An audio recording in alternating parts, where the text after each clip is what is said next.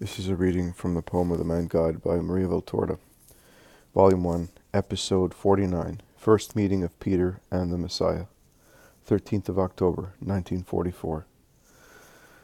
With my soul dejected by too many things, I am praying to receive illumination, and I am led to chapter 12 of the Epistle to the Hebrews, and the strength of my spirit is really reinvigorated, and once again I have the energy to listen. In fact, when I am oppressed by so many things, I feel like saying, I do not want to do anything anymore. An ordinary life at all costs. But I know who it is who speaks, and I see him look at me with loving, beseeching eyes, and I can no longer say I do not want. God is really a fire which devours also the inclinations of our human nature when the latter yields to him. To him who speaks, saying, I will not leave you, I will not abandon you, I want to repeat once again with full confidence, you are of much help to me. I do not fear man, O God, do not disappoint my hope. At 2 p.m. I see the following. Jesus is coming along a little road, a path between two fields. He is alone. John is moving towards him along a different path in the fields, and he meets him at last, going through an opening in a hedge. John, both in yesterday's vision and today's, is very young. His face is rosy and beardless, the fair complexion of a youth, who can hardly be called a man. There are no signs of mustache or beard, but only the smoothness of his rosy cheeks, his red lips, and his bright smile and pure look, not so much because of its deep turquoise hue, as because of the limpidity of his virginal soul, shining through his eyes. His blonde-brown, long, soft hair undulates at each step, while he walks almost as fast as if he were running. When he is about to pass through the hedge, he shouts, Master! Jesus stops and turns round, smiling. Master, I have longed so much for you. The people in the house where you live told me that you had come towards the country, but they did not say where. I was afraid I might not meet you. While speaking, John has bent his head slightly out of respect, and yet he is full of truthful love, both in his attitude and in his eyes, which he raises towards Jesus, while his head is still gently inclined towards his shoulder. I saw you were looking for me, and I came towards you. You saw me? Where were you, Master? Over there, and Jesus points to a group of trees far away, which by the color of their foliage I would say were olive trees.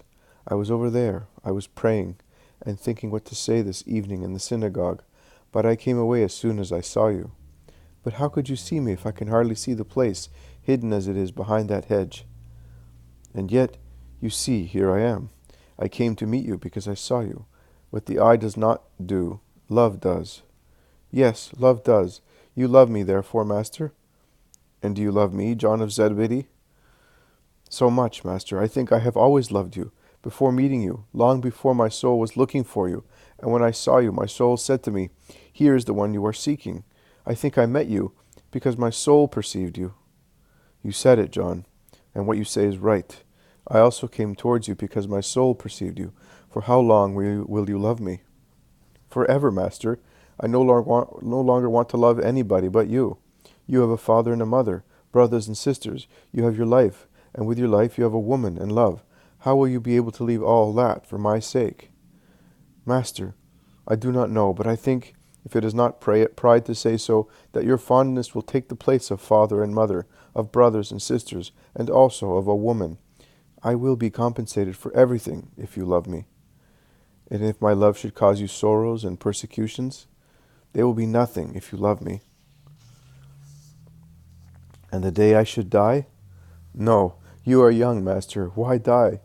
Because the Messiah has come to preach the law in its truthfulness, and to accomplish redemption. And the world loathes the law, and does not want redemption. Therefore they persecute God's messengers. Oh, let that never be. Do not mention that prediction of death to him who loves you.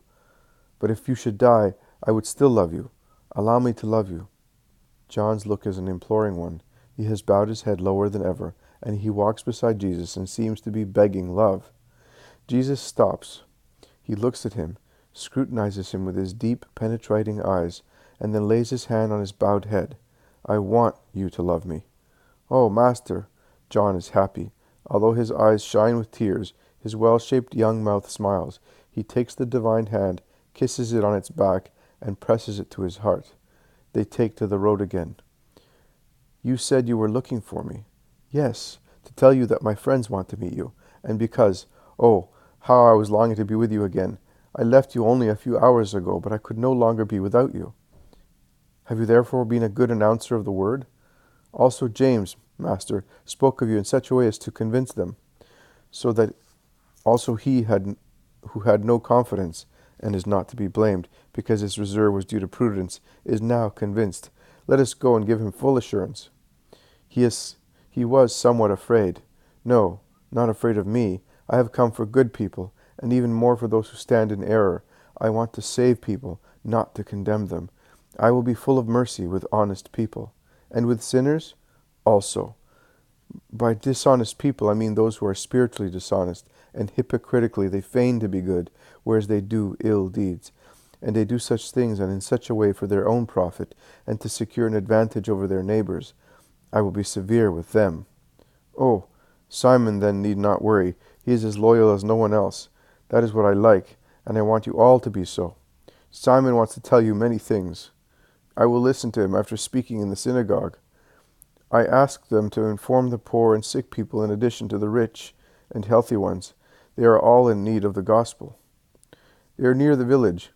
Some children are playing in the road, and one of them runs into Jesus' legs, and would have fallen if he was not quick in getting hold of him. The child cries just the same, as if he had been hurt, and Jesus, holding him in his arms, says, An Israelite who is crying? What should the thousands of children have done who became men, crossing the desert with Moses? And yet the Most High Lord sent the sweet manna for them, rather than for the others, because he loves innocent children, and looks after these little angels of the earth, these wingless little birds, just as he sees to the sparrows of woods and towns. Do you like honey? Yes? Well, if you are good, you will eat a honey which is sweeter than the honey of your bees. Where? When? When, after a life of loyalty to God, you will go to him. I know that I cannot go there unless the Messiah comes. My mother says that now. We in Israel are like many Moses, and we die seeing the promised land. She says that we are there, waiting to go in, and that only the Messiah will make us go in. What a clever little Israelite. Well, I tell you that when you die, you will go to paradise at once, because the Messiah will already have opened the gate of heaven. But you must be good.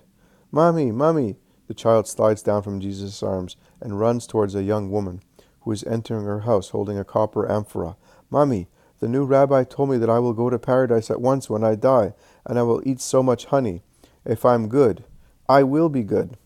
God grant it. I am sorry, Master, if he troubled you. He is so lively. Innocence does not trouble, woman. May God bless you, because you are a mother who is bringing her children up in the knowledge of the law. The woman blushes at being praised and replies, May the blessing of the Lord be with you too, and she disappears with her little one. Do you like children, Master? Yes, I do, because they are pure, sincere, and affectionate. Have you any nephews, Master? I have but my mother. In her there is purity, sincerity, the love of the most holy children, together with wisdom, justice, and the fortitude of adults. I have everything in my mother, John. And you left her? God is above also the holiest mother. Will I meet her? Yes, you will. And will she love me? She will love you, because she loves whoever loves her Jesus. Then you have no brothers? I have some cousins on my mother's husband's side. But every man is my brother, and I have come for everybody. We are now at the synagogue. I am going in, and you will join me with your friends. John goes away, and Jesus goes into a square room with the usual display of triangular lamps and lecterns, with rolls of parchment. There is already a crowd waiting and praying. Jesus also prays. The people whisper and make their comments behind him as he bows to the head of the synagogue, greeting him, and he asks for a roll at random. Jesus begins his lesson. He says, The Spirit makes me read the following things for you. At chapter 7 of the book of Jeremiah, we read, Yahweh Sabaoth, the God of Israel, says this, Amend your behavior and your actions, and I will stay with you here in this place. Put no truth in delusive words like these. This is the sanctuary of Yahweh, the sanctuary of Yahweh, the sanctuary of Yahweh.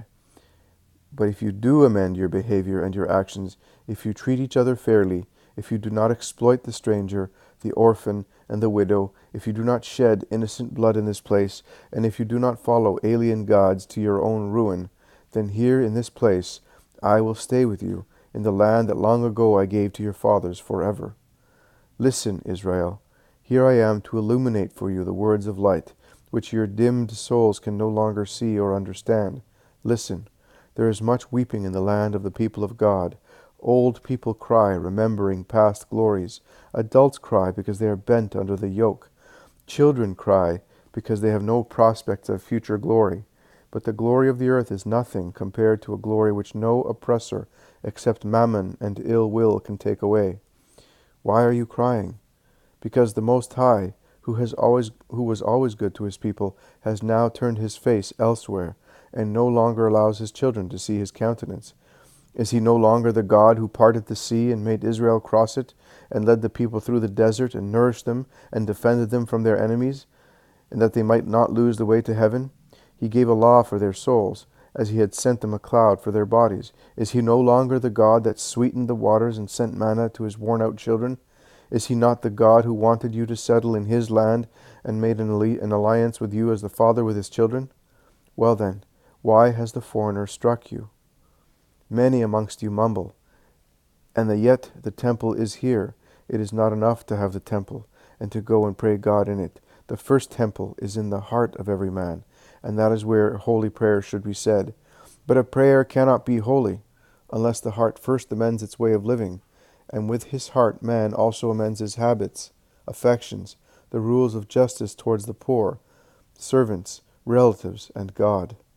Now look, I see rich, hard-hearted men who make rich offerings to the temple, but they never say to a poor man, Brother, here is a piece of bread and a penny, take them, from man to man, and let not my help discourage you, as my offering may not make me proud. I see people who, in their prayers, complain to God because he does not hear their prayers promptly.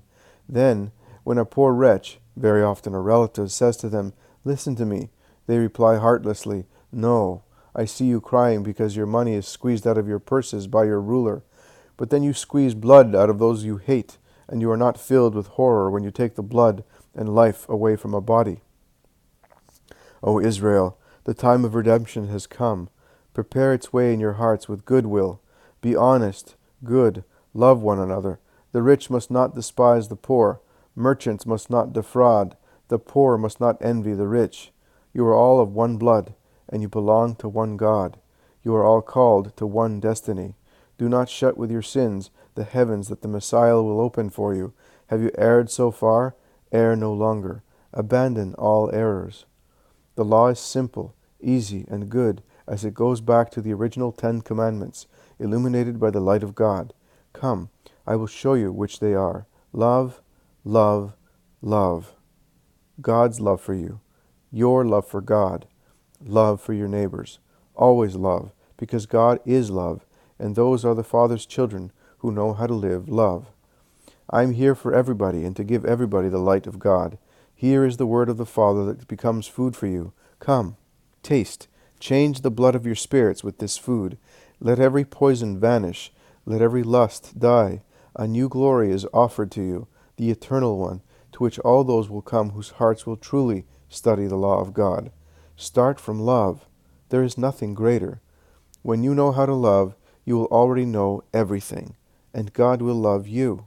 And God's love means help against all temptations. May the blessing of God be on those who turn to God with their hearts full of good will. Jesus is silent.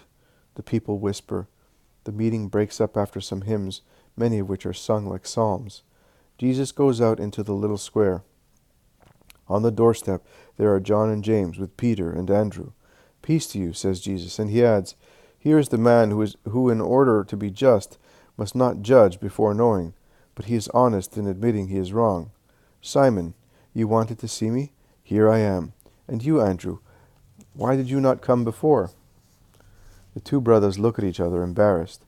Andrew whispers, I did not dare. Peter blushes but does not speak. But when he hears Jesus say to his brother, Were you doing any wrong in coming? One must not dare do only evil things. He intervenes frankly. It was my fault. He wanted to bring me to you at once, but I said yes. I said I don't believe it, and I don't want to come. Oh, I feel better now. Jesus smiles. Then he says, and because of your sincerity, I tell you that I love you.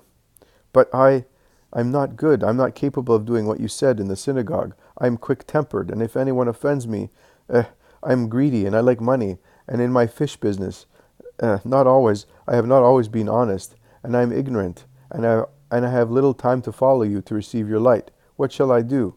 I would like to become as you say, but it is not difficult, Simon. Are you acquainted a little with the Scriptures? Are you? Well, think of the prophet Micah. God wants from you what Micah said. He does not ask you to tear your heart apart. Neither does he ask you to sacrifice your most holy affections. He does not ask you for the time being. One day, without being requested by God, you will give God your own self. But he will wait while the sun and the dew turn you, a thin blade of grass as you are now, into a sturdy, glorious palm tree. For the time being, he asks you only this, to be just, to love mercy, to take the greatest care in following your God. Strive to do that, and Simon's past will be cancelled, and you will become a new man, the friend of God and of his Christ. No longer Simon, but Cephas, the safe rock on which I lean. I like that. I understand that. The law is so, that is, I cannot comply with it any longer, as the rabbis have made it. But what you say, yes, I think I will be able to do it. And you will help me. Are you staying in this house? I know the owner. I am staying here, but I am going to Jerusalem, and after I will preach throughout Palestine. I came for that, but I will often be here. I will come to hear you again. I want to be your disciple. A little of the light will enter my head. Your heart above all, Simon, your heart. And you, Andrew, have you nothing to say? I'm listening, Master.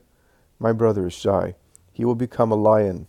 It is getting dark. May God bless you, and grant you a good haul. Go now. Peace be with you. They go away. As soon as they are out, Peter says, I wonder what he meant before when he said that I will be fishing with other nets and catching different fish. Why did you not ask him? You wanted to say so many things, but you hardly spoke. I was bashful. He's so different from all the other rabbis. Now he is going to Jerusalem, says John, with so much longing and nostalgia. I wanted to ask him if he would let me go with him, but I did not dare. Go and ask him now, my boy, says Peter. We left him so, without a word of affection. Let him at least know that we admire him. I will tell your father. Shall I go, James? Go. John runs away, and he runs back, overjoyed. I said to him, Do you want me to come to Jerusalem with you? He replied, Come, my friend. Friend, he said, tomorrow I will be here at this time. To Jerusalem with him. The vision ends. With regard to the previous vision, this morning, the 14th of October, Jesus says to me, I want you and everybody to consider John's behavior, particularly one point that always escapes everybody's notice. You admire him because he was pure, loving, faithful, but you do not notice that he was also great in humility. He, the first one responsible for Peter's coming to me, was modestly silent about that detail. The apostle of Peter, and consequently the first of my apostles, was John. First in recognizing me, first in speaking to me, in following me, in preaching me, and yet, see what he says? Andrew, Simon's brother, was one of the two who had heard John's words and had followed Jesus. The first person he met was his brother Simon, to whom he said, We have found the Messiah, and he took him to Jesus. Besides being good, he is just, and since he knows that Andrew is distressed because of his shy and reserved disposition, and that he would like to do so much, but does not succeed in doing it, he wants the acknowledgement of Andrew's goodwill to be handed down to posterity. He wants Andrew to appear as Christ's first apostle with Peter, notwithstanding that Andrew's shyness and uneasiness with his brother have been the cause of the failure of his apostolate. Amongst those who do something for me, who can imitate John? Instead of proclaiming himself an unexcelled apostle, without considering that his success depends on a multitude of things which are not only holiness, but also human daring, luck, and the occasional chance of being with other people less daring and less lucky, but perhaps holier. When you succeed in doing some good, do not boast about it as if the merit were entirely yours.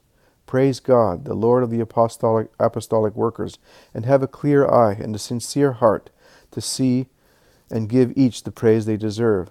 A clear eye to decry the apostle who sacrifice themselves and are the first real incentive for the work of the others. Only God sees them.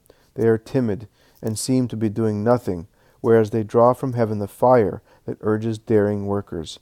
A sincere heart in saying, I work, but this fellow loves more than I do. He prays better than I do. I am not able to sacrifice myself as he does, and as Jesus said, in your private room with the door closed, pray secretly.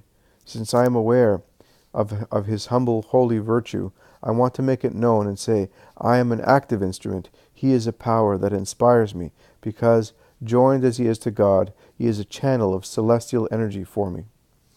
And the blessing of the Father that descends to reward the humble man who secretly sacrifices himself to give strength to the apostles will descend also on the apostle who sincerely acknowledges both the supernatural and silent help of the humble one, and his merits which superficial men do not notice. It is a lesson for everybody. Is he my favorite? Yes, he is. Does he not resemble me also in this? Pure, loving, obedient, but also humble. I looked at myself in him as in a mirror, and I could see my virtues in him. I therefore loved him like another self. I could see in him the glance of my father, who considered him a little Christ. And my mother would say to me, I feel as if he were my second son. I seem to be seeing you, reproduced in a man. Oh, how well the one full of wisdom knows you, my beloved. The two blues of your pure hearts mingled into one veil only to form a protection of love for me, and they became one love only, even before I gave my mother to John and John to my mother. They loved each other because they realized they were alike, children and brothers of the Father and of the Son.